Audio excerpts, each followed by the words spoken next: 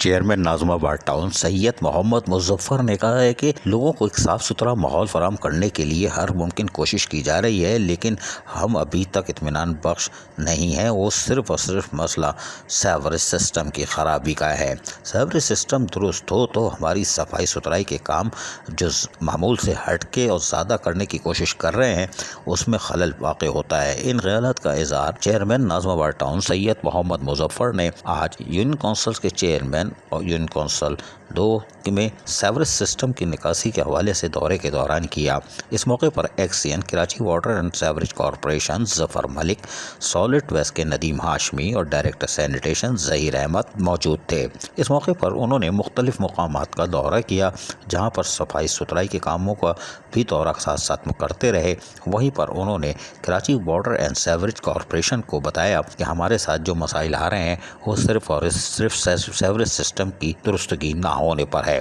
جس کی وجہ سے ہمیں سخت مشکلات کا سامنا کرنا پڑ رہا ہے اور لوگوں کو تعفن زدہ زندگی میں گزر بسر کرنی پڑ رہی ہے، جو کہ ہم گزشتہ 1 سال سے زائد عرصہ گزر جانے کے باوجود پوری کوشش کر رہے ہیں کہ ناظم آباد ٹاؤن کے لوگوں کو ایک صاف ستھرا ماحول فراہم کر سکیں۔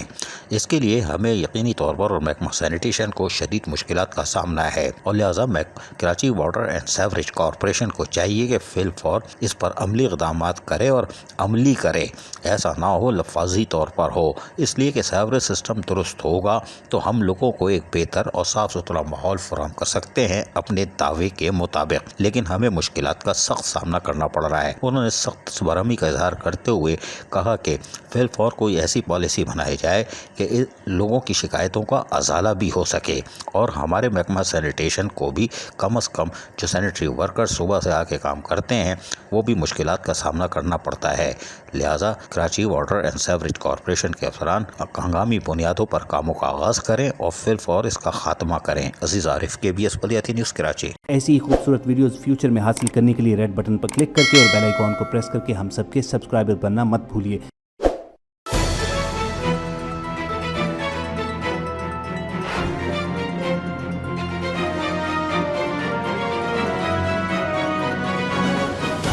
KBS